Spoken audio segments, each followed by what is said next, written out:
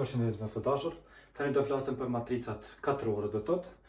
Matricat katrore janë ato matrica që kanë numrin e rreshtave të barabartë me numrin e shtyllave. Çka do të thotë që m-ja është e barabartë me n. M barabartë me n. M-ja paraqet numrin e rreshtave, kurse n-ja paraqet numrin e shtyllave. Ta marrim matricë katrore, do të thotë jetë m-ja barabartë me n. Ta marrim që m-ja ka vlerën 2, në këtë rast edhe n-ja ka vlerën 2.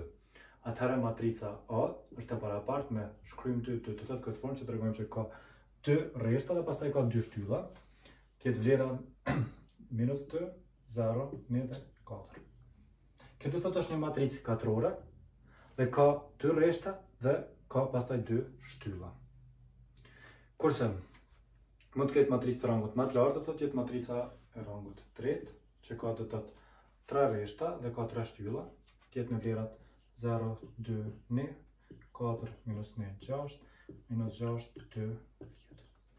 Të thotë, kjo është matricë e rangut 3, është matricë katrore, për shkak që ka po aq shtylla, sa ka dhe po aq rreshta, sa ka dhe shtylla. Të thotë gjithmonë, numri i parë paraqet numrin e rreshtave, kurse numri i dytë, shkruajmë do të thotë rreshtave, kurse numri i dytë paraqet numrin e shtyllave.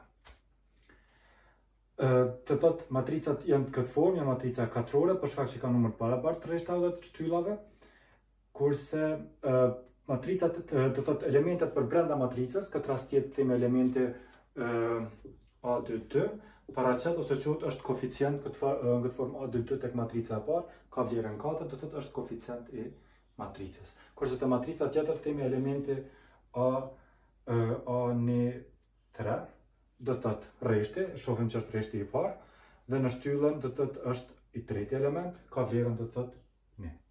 Kështu do të thotë edhe lehtësohen elementet brenda matricës.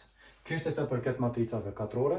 Në gjë e rëndësishme që duhet mbahet mend tek matricat katrore është për shkak që ato mund të mblidhen, çfarë do të thotë, mund të zbriten, mund të shumëzohen në skalar dhe gjithashtu matricat katrore mund të shumëzohen njëra me tjetrën. Këto do e bëjmë në videot e ardhshme. Faleminderit.